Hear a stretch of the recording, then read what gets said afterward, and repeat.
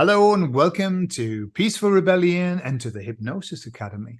So we're here with a lovely man called Ian Robinson. And Ian Robinson, according to his profile, is a Reiki Zen master teacher. How about that? Yeah, so I've wanted to talk to Ian for a while because Ian's been involved in, he's currently going through some learning process with hypnosis as well and doing a fantastic job. So I thought it'd be nice to have a chat with Ian. Hello, Ian. Hello. Wonderful to be here. Lovely. It's lovely to have you and have a chat. Mm. Excellent. So, Ian, I'd like to chat about the work that you do. Are you sort of you're a Reiki Zen master teacher as well? Is that your full-time job, or do you do something else as well? It's kind of like it's on the way to wanting it to be full time. So it is something that I want to progress and eventually do. I do work in what we class as the mainstream world as well as in a part-time job. Mm-hmm. And I've recently just changed jobs. So I did work in a supermarket part-time, and I just started a new job yesterday, working in a chain of stores called The Works. I don't know if you've heard of them, but they sell like art stuff, craft stuff, kids' toys, that sort of stuff. And Mm-hmm. I, as you can tell by all the artwork around me, I like to paint, and I always get, well, majority of my art materials I get from The Works. And when I saw the job, I thought, oh, Ah, interesting. okay. So yeah, so it just kind of like it aligned nicely for me. Yeah. But yeah, so it's kind of like a 50-50 balance at the minute. Okay, lovely. And um, what can you just explain to me, because I know what Reiki is. I've only done the first two levels of Reiki a long while ago, but how does that link with Zen? Right. So Reiki Zen is the company name that I decided to go with. Mm-hmm. And the reason why I decided to call it Reiki Zen is because of kind of like my life took like a bit of a strange spiral as a lot of people go through discovering themselves and discovering about life and who they are, and went through a lot of sort of mental health problems and anxiety, depression, panic attacks, things like that. And at the time I was on like medication to try and balance it and what have you. But after quite a few years of living like that, I got to a point where I was just like numb from like the top of the head down. And I thought there must be something I can do, because it just feels like existing rather than living. Sure. Um, and so I decided to, well, I actually, in a synchronistic fashion, a friend of a friend got in touch, and we became quite close, quite good friends. And he introduced me. He said he learned about my situation. He said, "Have you ever thought about meditation?" And I was that kind of person, early 20s. I like going out for a few beers and all that sort of stuff. Never ever thought that that would enter my my field really. But Mm-hmm.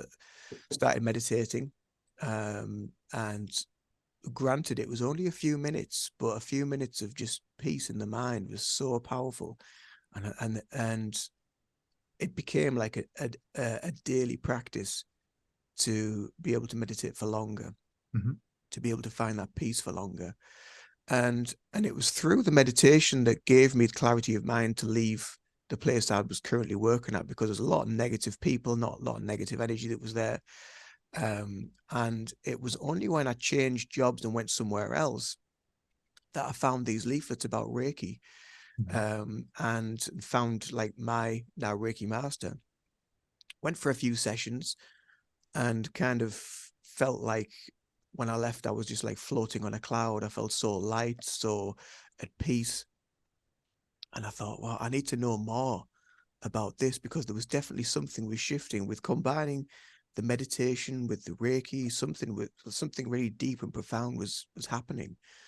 And then I found out that he taught it. So I just knew then that was like, ping, I need to learn more. I need to get on this. I need to do the courses. And I just knew I had to be able to get into a position where I could then teach and train people myself, which is where I'm at now. So that's the reason why I called it Reiki Zen, because obviously like Zen, like, you know, it's like a sect of Buddhism. It's all about like meditation. It's about like develop like an intuitive form of meditation, Uh-huh. which is kind of like, it's kind of like me all over really. Intuitive and just trying to find that nice Zen place in life. And it's through that combination of Reiki and meditation that got me to here. So that's why I thought, that's why I need to call it Reiki Zen. So that's where we are currently. That's where we are now. Lovely, lovely, really nice, excellent. And so, what interested you in hypnosis then? The hypnosis was, something's been calling me to do it for quite some time, and I've been putting it off and putting it off. And then one of my friends messaged me saying, "When are you going to do this hypnosis course?" I'm just like, I know. It was always in the back of my mind to do it, but I didn't know where to learn, how to learn, where to start with it really. And I was aware of you because of one of Karen Stamper's videos, Oh yeah. who does SCHH. So after seeing that video and learning about you, I was just, oh, he's a really like lovely guy, really down to earth. He's from the north of England, which is where I'm located. He A plays bonus. he plays guitar, and I'm just like, which I do as well. I'm just like, you know what? There's something about him that I just feel some sort of connection to. It'd be really nice to be able to try and learn hypnosis through Gordon. And I think I'd emailed you like a few times, and eventually took the plunge and just went for it. And I thought, you know what, let's just do it and just go for it. So I started off with the clinical hypnosis course, and then done the past life course.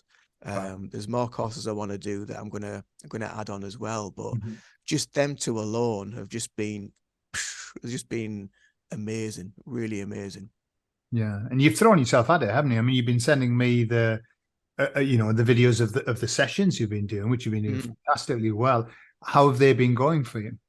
Been going really well. It's been nice to get your kind of like guidance from your standpoint.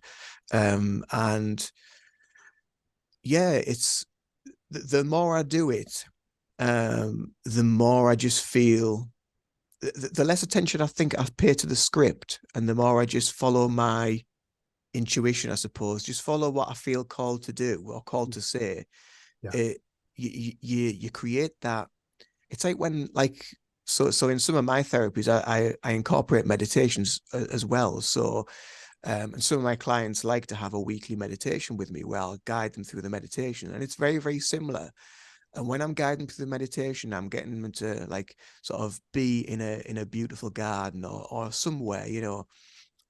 And then what I find really interesting is I start to, and I think you get this as well, where you start to see what they're seeing, Yeah, absolutely. even though like they're wherever they are in the world. Mhm. And you get that because you're both in that energetic frequency together.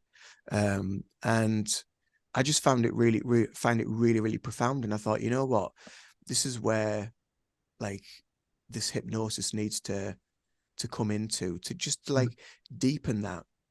And it really does. Wow, it really, really does. It really takes you deep in those places with the client. And I know I've mentioned to you a few times how I felt like quite emotional because of that connection, because of what they were going through as well. And you said that was totally normal for a lot of people to go through that. Yeah, it is. Yeah, and the connection, the well, I was taught that if you want someone to go into hypnosis, you've got to go into hypnosis. You've got to Mm, show them where you want them to go. And so kind of that's what I was taught. That's what I always do. I go into the same state as I want them to be in. And the connections, the things that I see, and very often I see it before they tell me. mm, Just that, because it's very easy. They tell you something and you see it. If you've got a vivid imagination, you're going to be with them. But quite often I see it beforehand. I mm-hmm. don't say anything and I just wait to see what Yeah. confirmation is. And Yeah. very often that confirmation comes, Mm. So it's a fascinating, kind of symbiosis with your client. Yeah. Mm. Mm. Yeah. Especially over like, I mean, I know we're all connected and we're all one, but doing it even like via distance, like I say, like you're doing it with somebody on the other side of the world, a lot of people just wouldn't understand it or get it. Sure. But I think because you become more aware and open to everything, to the world around us, and to the energy of the world, and to the energy of other people, that you do become tuned into that a little bit. Yeah, yeah. So do you do most of your sessions through Zoom, or do you do hands-on as well? So the Reiki side of things, it's kind of like a 50-50 mix. So I have some which is distance and some which is in person. And then I also do like Indian head massage, which I don't get a lot of clients for that, but the ones that do really enjoy it. Plus, they like to use it as an add-on or something before a Reiki session, so it really Okay. helps them like just sink and relax deeply into it, and then we go into the Reiki, and they're just like whoosh, they're just gone, they're away, they're just loving it. Um, so yeah, so it's kind of like a bit of a 50-50 mix at the minute between the two. Yeah, yeah, yeah. And obviously you can't do Indian head massage by Zoom. No, yeah, yeah, it would be tricky. Just imagine my hands on your Yeah, head. yeah, absolutely. So you've been doing past life regression. I've watched a number of the videos that you've recorded. How do you find that, and what's your opinion about that? What do you think it is? It's really interesting, isn't it? Because um, not one person and not one session is the same. Hmm. Everything is different, and that comes into everybody else's healing journey and everybody else's life. Everybody is different. So we're going to experience different things every time we go into a hypnosis session or a meditation or a Reiki session or whatever healing session it may be.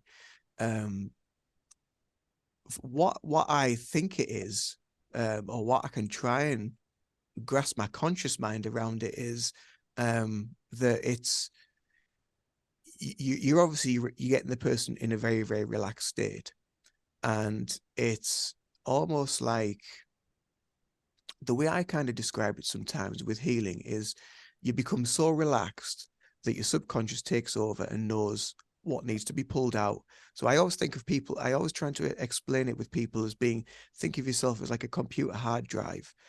And when you come to defrag your hard drive every week and you click that button, as soon as you go into that relaxed state, your subconscious is then going, right, we don't need that. We don't need that. We'll start pulling stuff out, get rid of it, healing it, dealing with it, and you're integrating it and going through the process. And I think that is kind of what I can deem is a similar process as what is going on with past life regression, because something that we need to be aware of at that time is Hmm. coming to the forefront of the mind for people to see and observe. And there's usually, well, not usually, every time there's been a parallel between that past life and this life. There's been a deep, significant message between the two. And then they take that away, and then the healing work really continues after the session. Um, but yeah, it's been so interesting, like to go into it and to go through not just the emotions that like they feel, but like you say, the symbiotic connection that you get with them. Um, and you feel like you're there with them because you want to protect them. If anything that they don't want to experience, you need to make sure that they're okay to experience that. Because like we mentioned earlier, you're kind of there, and you're watching it all unfold, and you're watching it happen. You think, oh God, do I need to like sort of get them past this? Are they okay with this? And you're tuning into like how you're feeling. How am I feeling? How would I feel if I was experiencing that? And I think that's why you become so deeply bonded Mm. with the session with the other person. Yeah, Yeah. yeah, yeah, yeah. I recall a session with a lady who was in a Roman amphitheater, and she was going to be given to the lions. And Wow. and I was thinking, does she want to experience this? I thought, I better ask, would you like to experience this or would you like to move through it? She said, I think I would rather move through it. Go Yeah, move through, yeah, yeah, Yeah. definitely. I So think that would go for anyone, wouldn't it? They just wouldn't want to go. no, I mean, it depends on how vividly you're living it. So it depends on the person. Some people are very visual. Some people are, they more get a sense or whatever. But this person was very much in the moment. So I think it was Mm. wise to move it through. Let me ask you a question about your beliefs. You, if you're doing past life regression, then you've got to have some belief about past lives and everything. What do you believe? Do we have them? Um, I do believe that we do on some level. I don't know if because of the realms of energy, I don't know if I would class them as past or parallel. Okay. So but I am aware that, even through some of my Reiki sessions when I've worked with people, they've come in with such and such an ailment, or one girl, she had like a limp and she was walking badly. The week before, so she was walking fine. So I was like, "Oh, what's happened to your leg?" She's like, "I don't know. It's just all of a sudden just come on, like that day." Which I thought, that's a bit of a coincidence, considering she's coming for a Reiki session, and did the healing session, and for about half an hour, I stayed on the leg and worked on the leg, and I was taken to a scene in a war, looked like something like World War One, World War Two, and where I'd seen that particular leg had been blown off by a mine. And I was just like, wow, is this like something from a past life that's like an energetic thing that's just cropped up in her field? And we'd finished the session and I explained it all to her, explained what I saw, and she got up and she walked. She was like, I can walk fine. The pain's gone. So I was like, that's what that was then. So it was something that she'd felt or experienced, and it's been lifted. And I Yeah. think that's similar to these past life regressions, things that we need to be aware of come up in this past life. But yeah, I don't know. I don't, obviously people see things in from a time ago or in a different location or maybe in outer space or whatever. I think they're just like kind of parallel now. I think of them as kind of like a parallel life, because that healing needs to come into the now for us to be aware of. Okay. Interesting. Yeah. What's your thoughts on it? I have no, I mean, I certainly believe that this isn't the only life that we're living, for Yeah. sure. All of the kind of the ideas and messages that I get, and I've done so many years talking to people's higher self and asking them questions. And the theme tends to be the same, but what I'm told is always that time doesn't exist. It only exists in the perception of this realm. And outside of this realm, there's no such thing as the time that we have, beginning, middle, end.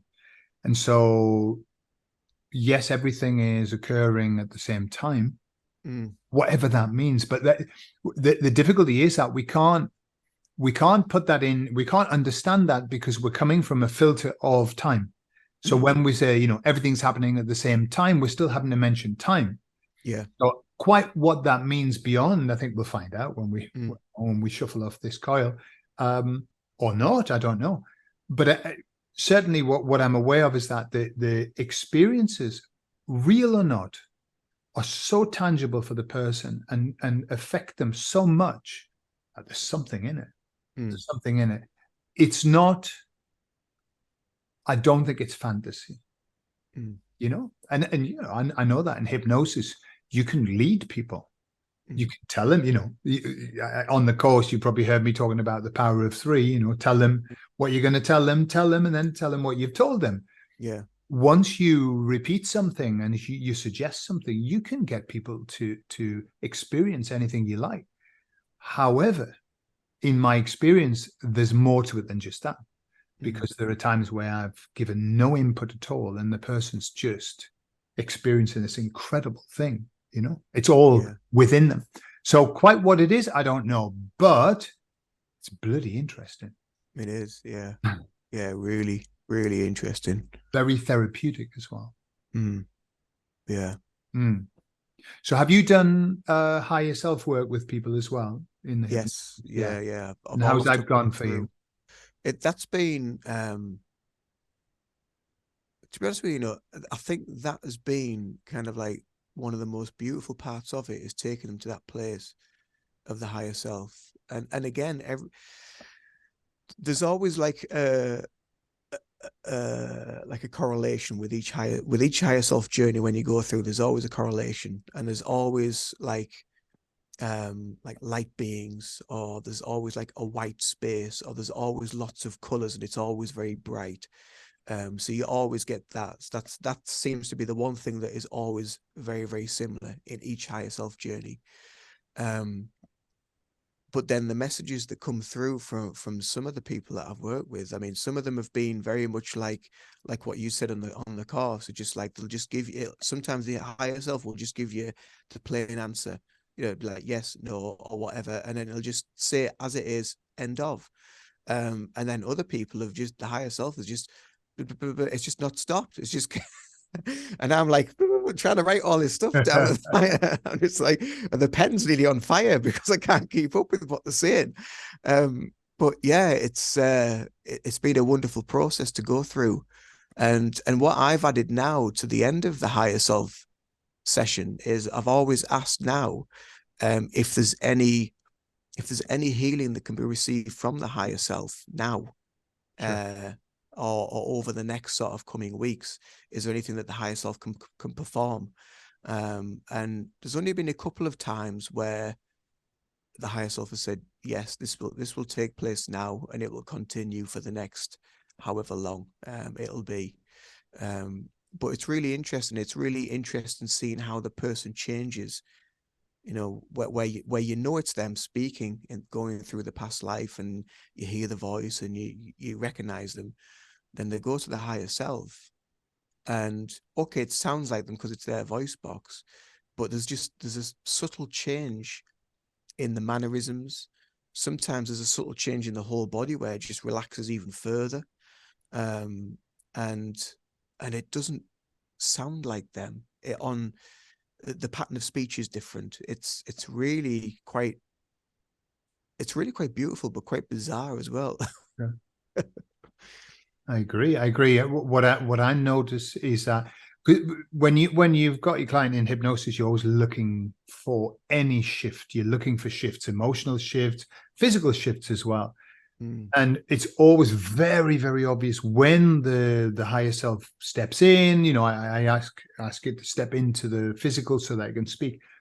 The change, the physiology, the change in physiology is very apparent sometimes. And quite often I see it's almost like the face softens, but it almost like it illuminates. I often see more light coming from the person, just brighter. And nearly always there's a smile, like this beautiful, peaceful love smile that comes as well. It is. And as you say, quite often the language changes, not just the tonality of the voice, but often the choice of words. Yeah. Choice of words changes, and it often becomes more. For example, I watched the one that you did with a guy. I don't know whether he was local, but had quite an accent and everything. Yeah, when he was chatting in the past life, but then when he became his higher self, his whole the choice of words, he was choosing longer words. He was being much more eloquent when he was Yeah. speaking. It was very apparent, Yeah. and with less accent and more neutral language. It was really interesting. That happens Yeah. so often. Mm. Mm. Yeah. It's amazing, isn't it? It's fascinating. Really Yeah, is. yeah. Absolutely. And have you, I don't know whether that it appears on that course. Have you done the in between lives, or have you not seen that on the course yet? Yeah, we did the in In between, between like so, lives, so, yeah. so you could look over the entire life to see, Yeah. where the parallels are, and what healing needs to take place. So yeah, I've been through that as well in the course, Mm-hmm. and that's really interesting as well, because you do see the connection between that life, whether it's a physical, emotional, mental, or spiritual sometimes, connection to this life as well. And so it's bringing that correlation of the two together, Yeah. and to bring healing. I suppose it's a bit like, when people talk about your fragmented soul, and you're all scattered off into different places, and you're bringing that healing back, and you're bringing that connection back, to, I suppose, the now, from that existence, wherever that may be. Mm-hmm. Mm-hmm. Yeah, and it's nice as well when sometimes I've had really big emotional blasts from my clients. Often it catches me unawares, and whoa, when they meet up with the soul group, the beings that they've been traveling through this whatever existence with, and normally when they meet them, I see tears, but tears of like, oh, my friends, I'm not alone in all of this. Yeah. Very powerful. Yeah, definitely. Yeah, beautiful. Lovely. So where do you think you're going to take the hypnosis then?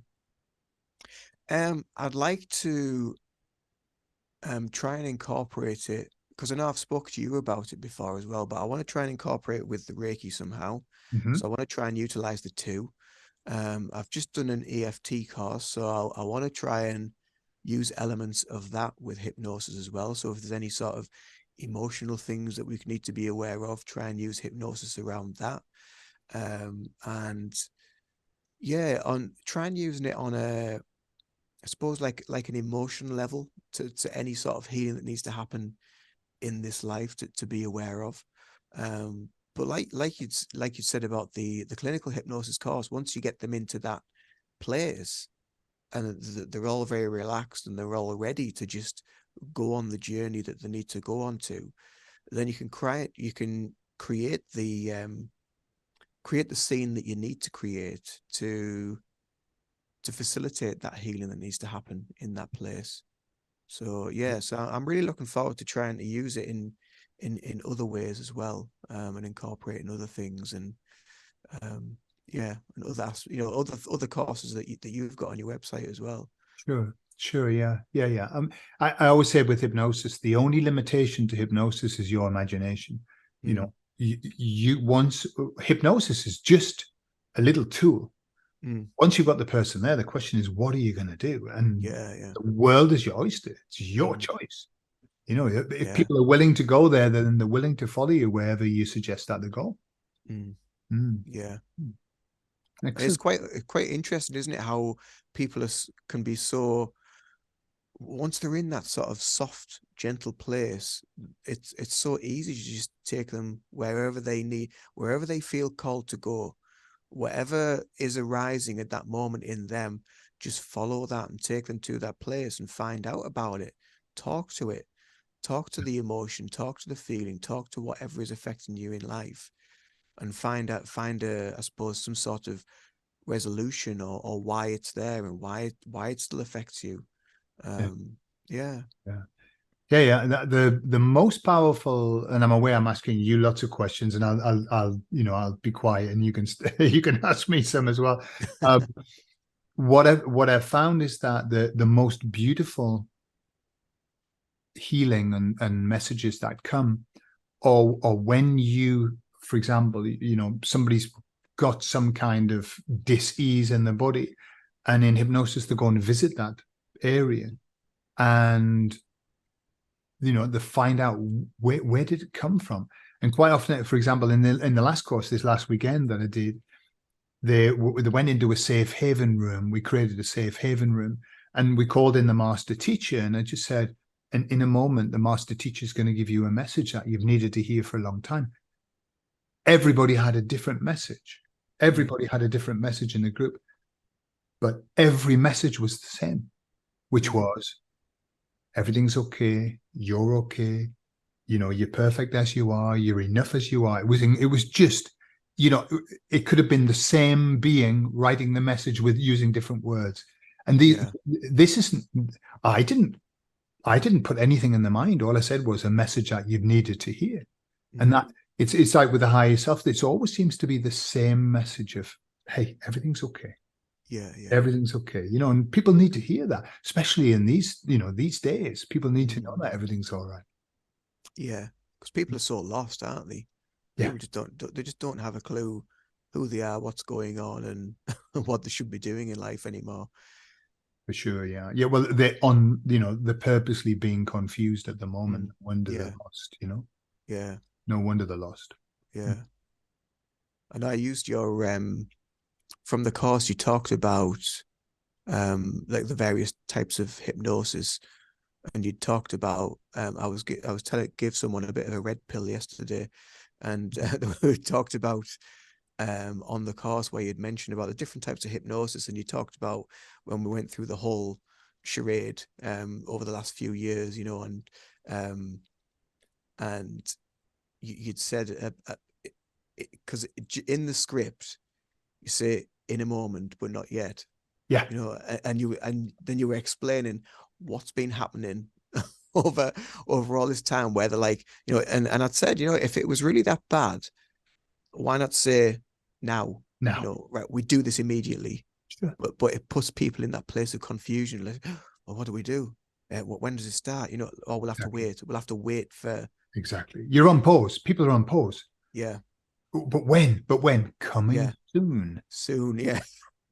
Yeah, yeah, and my friend who I was talking to, and he just went, "Wow!" He said, "You've just thrown me a major red pill." I said, "It wasn't me; it was Gordon that mentioned it in the course." But when I listened to that, and I listened to the various forms of hypnosis, and just think, "Yeah, absolutely, definitely, Sure. Yeah. mm, Mm. yeah." Mm. So, what about you? Let's talk about you a little bit. Let's find out about Gordon Smith-Durán. Where did it all begin for you on this healing journey?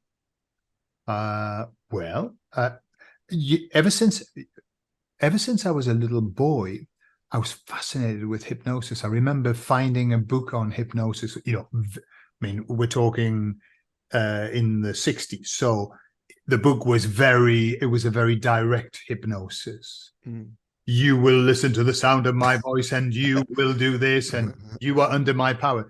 But it didn't matter. I was just fascinated. I was fascinated by it. At the time, because I was brought up as a Jehovah's Witness, hypnosis was to do with the devil, and it was a no-no. So although I was fascinated with it, it was kind of like, you know, my little sin or whatever. But in my 20s, I was just on this path of, I was working for the man, working in textiles, doing a very, very, very stressful job.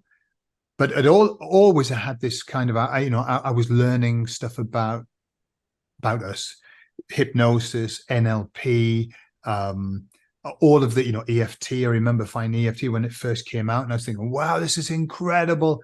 And so I was on this path of getting all of these tools, and I didn't quite know why I wanted all of these tools, because I had a job, an extremely powerful, successful job that I hated, and it was going to kill me.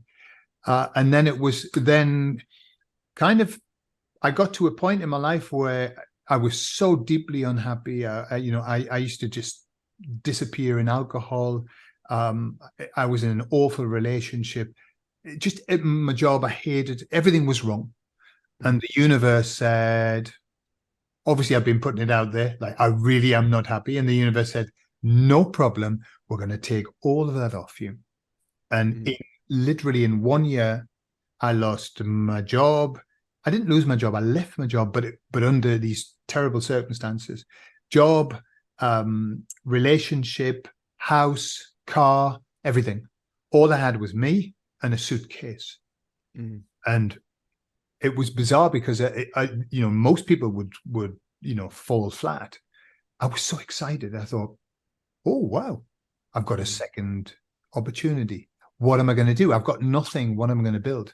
And so I just I decided, right, well, I'm going to learn to be a therapist, because it was just happened to be a conversation. Somebody said, but you've always loved therapy. Why don't you do therapy? And I thought, you know, when you hear something and you know it, and you think, why didn't I think that? Yeah, yeah. That's where the universe works. It gives you these little messages. It just says, by the way, that way.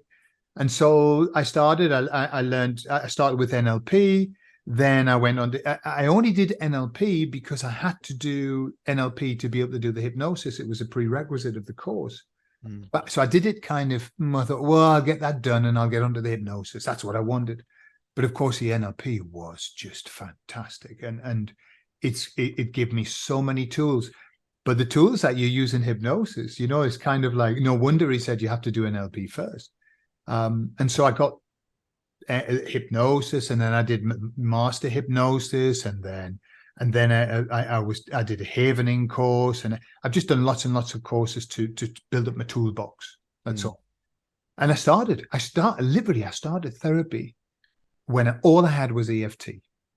Yeah, it's all I had, EFT. Yeah. And you know, it's like, you know, if you've only got a hammer, doesn't matter. Everything's a nail, isn't it? But so I just started using EFT, and what I discovered was it would work 7 times out of 10. You know, cure a phobia, get rid of a phobia with 1 session of EFT. And this is a miracle. And so I thought EFT was a miracle, but then I realized that it doesn't work all the time. And I learned the eye movement integration, or EMDR, whatever. And I noticed that that worked 6 times out of 10, but not every time. So what I became aware of was I needed lots of tools, because if it ain't working, there's no point in just keep repeating it. You know, that's the biggest mistake ever. I'll just keep doing it until it works.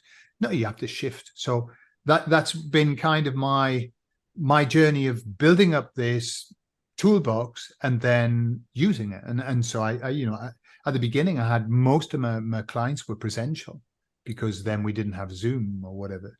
And so I got loads of experience, and I just offered myself out to all and sundry, forced people to have therapy when they didn't want it. Not a good idea, but hey, I got experience from it. Yeah. And then we came to the word you mentioned, I think it was, you know, the crazy bit. And I thought, I need to share these now. It's time to share what I know, because I know it works. I'm helping a lot of people. And you know, this, you know, goodness knows how many people now desperately need help, even if they haven't quite admitted to it. They need help. And so I thought, if I can share what I know, and especially with, I put the call out. Remember, I put the call out to all people who already would in healing modalities. And I really didn't expect much of a response. I just said, look, if you're in a healing modality, if you'd like some more skills, I'm going to start some courses. And my inbox just went, wham, filled up. Yeah. Right, this is the right time. And so that's the journey I've been on. I still work with people each week, but also I now share what I know, you know. It's been a lovely journey. Yeah. It's enlightening, isn't it? Because you meet so many different souls, so many different people.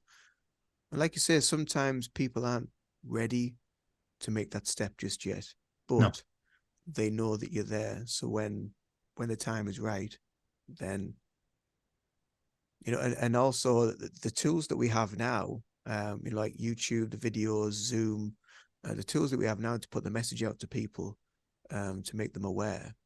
But I mean, the other tough thing now is that everybody's a life coach or a healer these days, or does some form of healing.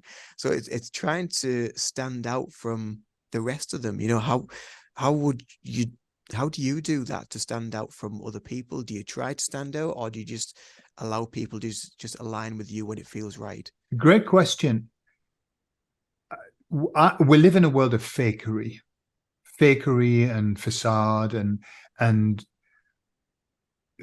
the people that I see, that when I watch them, I think I'm not seeing the real person. This isn't the real person. What I'm saying is their facade, that they want to, you know, they want to impress you. They want to, you know, catch your attention. They want to be exaggerated.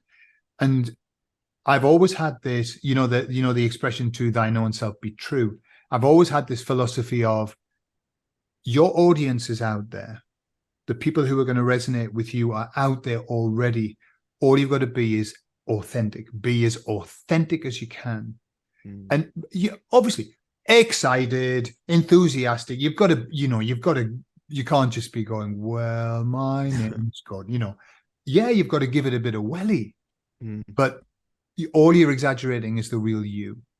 And obviously, you're not going to give everybody everything about who you are, because there are bits that you don't share.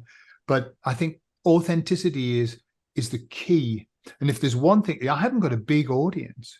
I don't have a big audience, and yet I have plenty of work. Why is that? Because the people who are drawn to me are drawn to me. Yeah. I don't go for clickbait type of things, or let me get your attention, and then you watch the video and you think, I don't even know what they've said, or there's nothing there. Yeah. Yeah. So I think that's what I've discovered, Ian, is this: there are two things that you've got to do if you want the universe to work with you. Be true to yourself, as I said, and the other thing is you've got to give before you get. You've got to give before you get. Yeah. If you go into this thinking, right, well, I want to start earning money immediately, and I'm going to, ask people for money and stuff. No, I think the first thing you've got to do is you've got to give freely, give content. Lots of people are scared about giving content. They think, it's very old, it's very 3D. If I tell people what I do and how I do it, they won't come to me. Exactly the opposite. That's exactly the wrong thing. You tell people and then they think, my God, this person knows what they're talking about. I'm going to go there. Yeah. Because no matter how much you watch somebody explain a process, until you've gone through the process, you don't get the healing that, it's in the process that the healing happens, not just watching it. Yeah. So I think that's kind of that. I'm very comfortable with that. And I I'm just trying to be myself, and sometimes I swear and I drop the F-bomb, and stuff like that. And I just think, wow, why not? It is what it is. Exactly. Chucking it in there.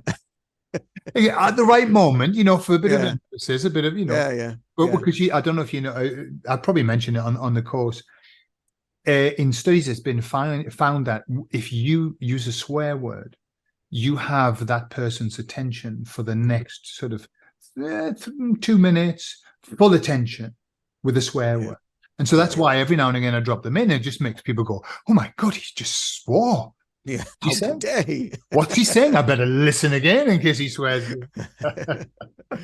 Yeah, so true. That's so true. What a great message.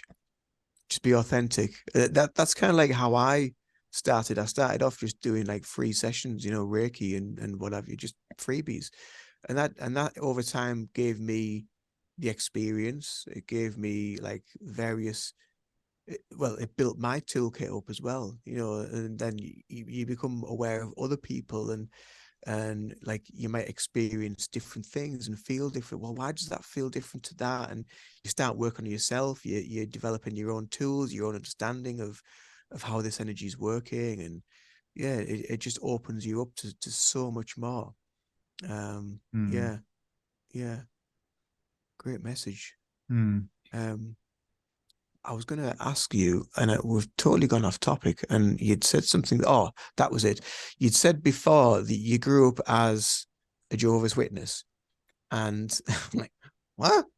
and then drop that one in, yeah. That'll get people's attention.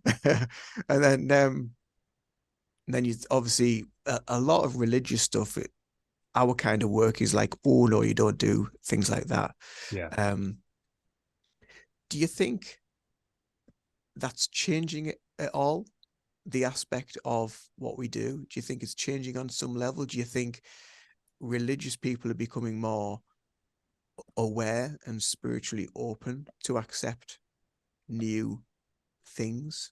Good question. What's your thought? I think we're in a period of kind of rebirth. Religion is a bit of an old cow now. Religion in terms of what it was, and we're moving from religion into spirituality. So what I'm finding is that, and I love religions.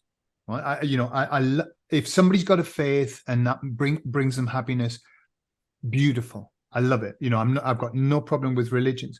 What I've got an issue with is a a message that used to be given to people, which was, you're a sinner.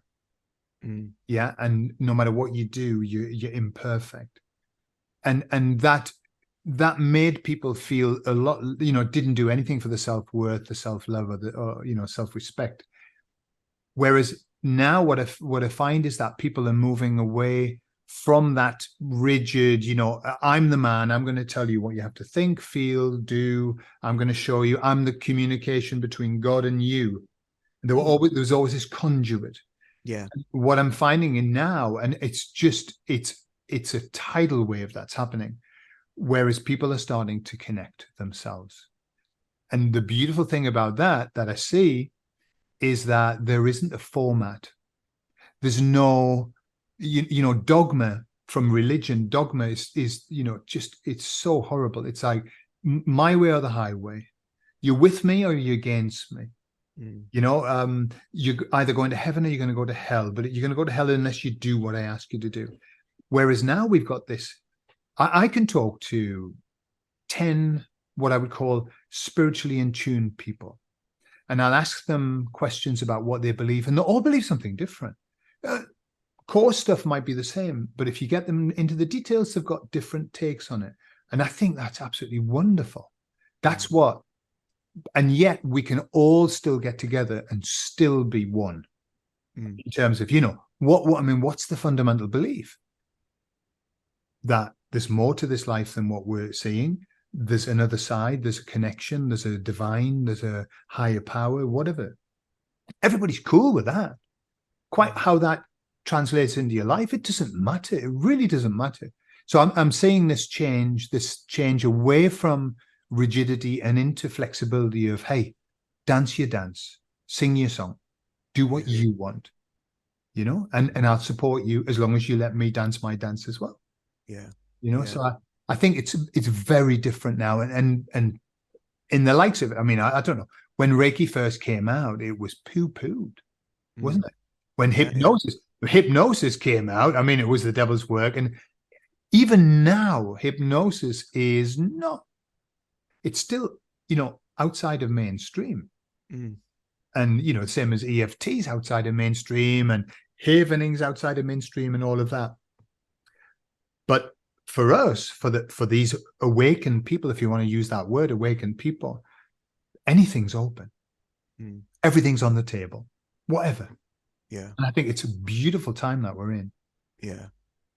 And do you think the reason why it still gets poo-pooed a little bit and still gets talked down is because a lot of the healing that we actually need is already there within us, and we don't need a lot of the external world that gets sort of forced upon us.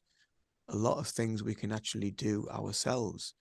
And I suppose various elements won't like that, won't want people to find that that strength within themselves, to keep them sort of under the power of the man or the system, or whatever you want to call it.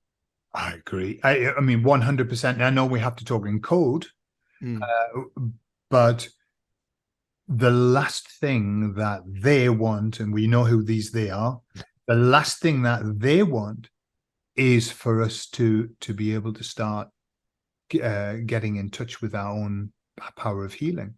Because, for example, when you're laying hands on somebody, you're channeling that energy, but it's they are doing the healing on the inside. When I'm guiding somebody and I'm asking them to do certain processes, they are healing. And so that's the antipathy of what they would want us, which is, you want to be healed, put that in your mouth. Yeah. And it's kind of like, we know that, that it's a farce, because actually it doesn't heal you. All it does is just puts a sticking plaster over the problem, so you can't see it. I use an analogy of, if you take your car to the garage, because there's a knocking on the wheel, and you say, knocking on the wheel, mechanic, can you fix that for me? And the mechanic goes, can't fix it, right? Can't fix it, but I can give you a solution. What I want you to do is turn your radio up, and you won't hear it. Yeah. And so yeah. you go, turn your radio up, you're driving, well, I can't hear it now, but then you get 20 miles down the road and the wheel falls off. Yeah. And that's what we would call that, this modern day idea of how to cure somebody. Just hide it. Hide it. Just keep doing what you're doing, what you overeat and you overdrink and you stuff drugs in your face. Just keep doing that. Just take this. And no, I mean, we're in a new paradigm now. What I believe are the steps to this awakening process, right? I mean, we've got the awakening to the world. That's a bit terrifying.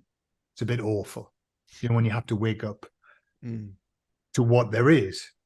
But that's just the first step. Once that's done, and that, that's a hard one. And I feel sorry for everybody who's going through that at the moment.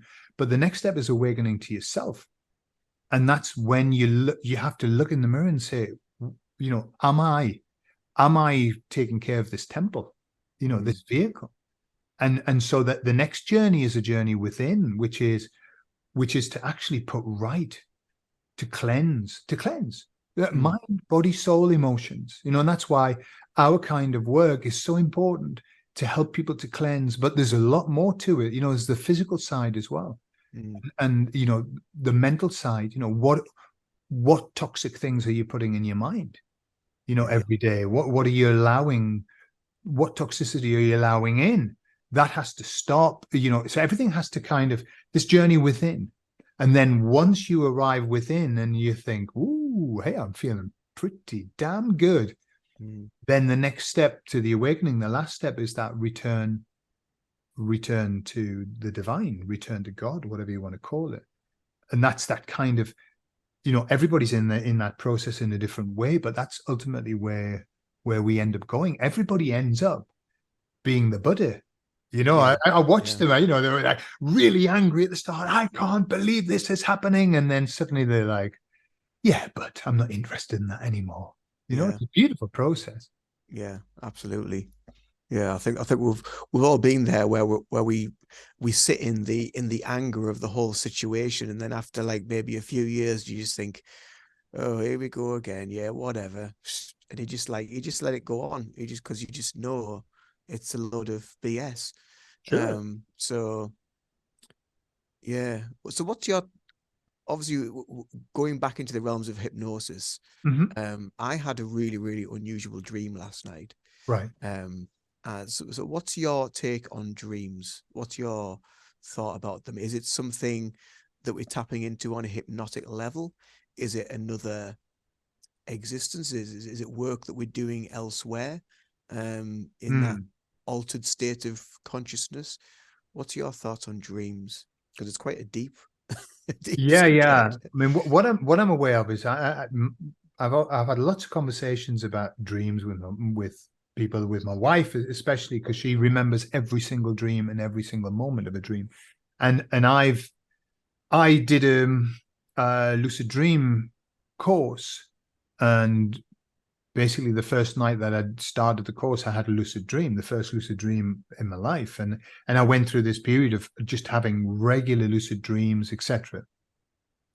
But what I'm aware of is if you look at dream explanations, they're a bit, like there isn't one consensus. Let's say it's very, very scattered. If I understand dreaming right, when we're dreaming, we're going off into the astral realms, and in the astral realms, it's like the astral realms for me, because the baddies can go there as well as the goodies, and it's just like a mayhem.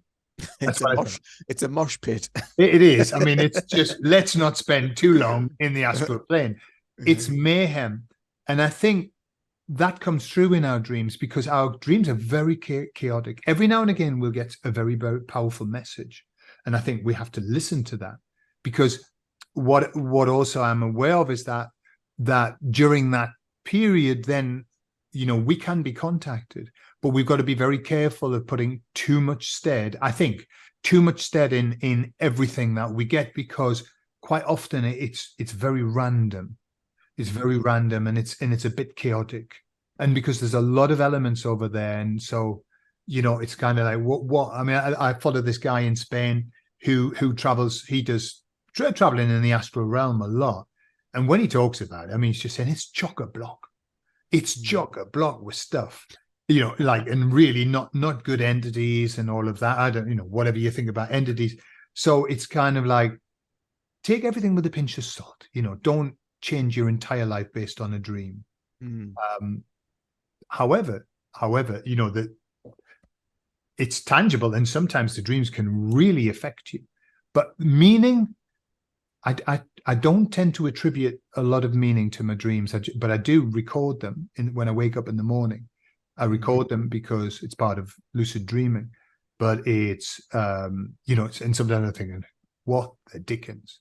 But however, I mean, for example, in my dreams, I have been working in the factory where I started for the last 20 years. Like 1 in 5 dreams, I'm working in the factory and everything's going to shit. So what does that mean? I don't know. I didn't like it. I don't know why I keep going back there. It's obviously something I hadn't finished the job or something. I've got to keep going back to try and finish it. What's your take on it? Pretty much the same. That there's something that is taking place in an altered state in the astral realms, whatever you want to call it. And on some level, see, on one side of the things, I think sometimes it is just a replay of that day's events or maybe that week's events, and it's just memories that are just like churning through, which is kind of like the psychological reason for dreams. Carl Jung and people like that use that. But then the other side of things, the more, so I suppose, energetic, deeper side of dreams, is, for me, it's all about kind of like symbology and the messages behind the symbology, the very strong imagery that you might get in a dream. There might be a message behind that. Again, trying to understand it is the clincher. But I do think that there is a level of healing that is taking place. And then, because I mean, today, or usually if I've had a really powerful dream or woken up like scared or whatever, I usually feel just like, it's like drained, because I know something has been taking place. And this dream that I had last night was just so vivid and so bizarre. And then, but I'm still trying to, but when I mentioned before about the guy that I gave a red pill, about what you'd said in there. So I chatted to him today, and he had very similar experiences in a dream last night. And we both woke up around about the same time. So when I woke up, I was like, oh shit, what was that? I looked at my clock and it was like 3:10. He remembered it being like 3 a.m. We've had very close connections where when we first met via Zoom, and we did a couple of talks on my channel and what have you. Afterwards, about half an hour after we chatted, I messaged him and I said, where do I know you from? And he messaged back saying, holy shit. He said, I've just been thinking the same thing. It's like, I know you from somewhere, but we've never met apart from via. So there is some sort of soul connection on some level between us. And for us to then have this sort of, I suppose, again, a co-symbiotic experience within the dream realm, there's something very powerful going on behind the scenes right now. Oh, I think right now, the way that things are manifesting it's never been this way that I'm aware of. I'm talking about this last century or whatever. We have never had the frequencies and the vibration that we're in now, and so everything's becoming a little bit weird. It's becoming a little bit outside of the normal, even with things like repeated numbers that everybody, it's like, God bless you now. Repeated numbers, but and also the way that the speed of manifestation, the the coincidences that are happening, like the situation with you and your friend. I've lost count of the amount of times that I have said something and the person said, well, I was just about to do that. I was just about to say that. And we've had that for a long time, but never as much as we are now. Mm-hmm.